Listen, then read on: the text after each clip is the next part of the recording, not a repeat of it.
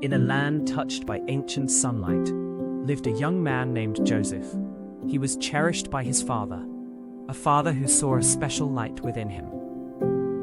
My son, my heart finds joy in your presence. This garment is a symbol of my love.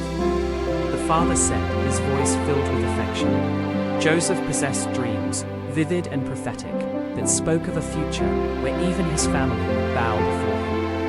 He shared these visions, unaware of the storm they stirred. I dreamt that your shoes bowed down to me. And again, the sun, moon, and 11 stars bowed to me. Joseph recounted his dreams, his eyes alight with wonder. Are you saying you will reign over us? Will you indeed have dominion? One of his brothers scoffed, his words laced with resentment. The seeds of envy took root in his brothers' hearts. One day, Joseph was sent to check on them as they tended their flocks far from home. From afar, the brothers saw Joseph approaching. A dark idea began to take shape among them. Behold, the master of dreams comes. Now is our chance.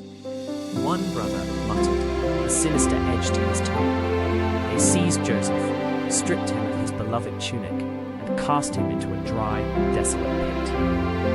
Hope seemed to vanish with the light. As Joseph languished, a caravan of merchants appeared on the horizon. His brothers saw an opportunity to be rid of him forever, without guilt on their hands. Let us sell him to these traders. What profit is there in slaying our brother?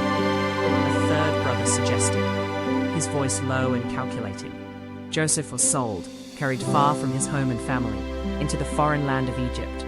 There, he became a servant in the house of Potiphar, an officer of Pharaoh.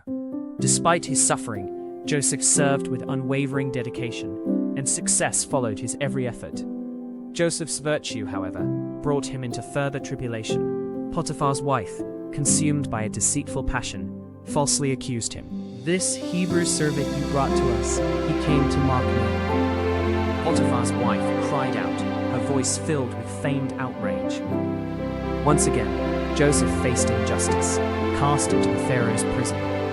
Yet even within these cold walls, his spirit remained unbroken. He continued to serve, to bring order and peace wherever he went. In prison, Joseph encountered two of Pharaoh's officials, each troubled by vivid dreams. Joseph, gifted with divine insight, offered to interpret their meanings. "In my dream, I saw a vine with 3 branches, and I pressed grapes into Pharaoh's cup. Within 3 days, Pharaoh will restore you to your position." Joseph revealed, his tone gentle yet certain. As Joseph foretold, the cupbearer was restored. But in his joy, he forgot the man who had brought him hope. Joseph remained in the shadows, his patience tested, yet his faith unwavering. 2 long years later, Pharaoh himself was plagued by disturbing dreams that none of his wise men could interpret. Panic spread throughout the royal court. Suddenly, the chief cupbearer remembered Joseph. He spoke of the young Hebrew who had accurately interpreted his own dream. And Joseph was swiftly brought forth from his confinement. Joseph stood before the mighty Pharaoh, not claiming his own wisdom, but attributing it to a higher power. He listened to Pharaoh's perplexing visions. "I dreamt of 7 fat cows devoured by 7 thin ones, and 7 good ears of grain swallowed by 7 withered ones." Pharaoh recounted his troubling dreams.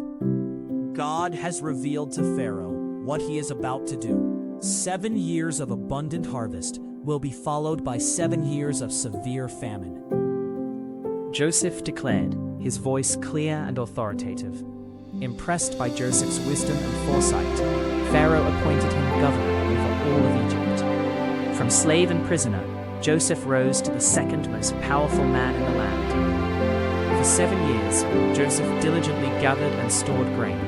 Then the famine struck, not only Egypt, but all the surrounding lands, and the people cried out to Pharaoh for bread. The famine reached Joseph's homeland and his. Own brothers, unaware of who ruled Egypt, journeyed to seek sustenance, just like so many others.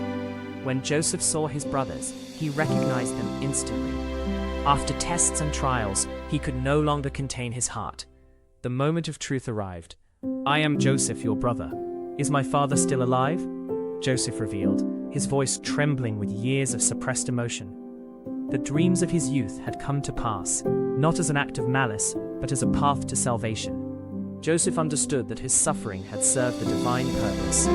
"You intended to harm me, but God intended it for good, to accomplish what is now being done, the saving of many lives."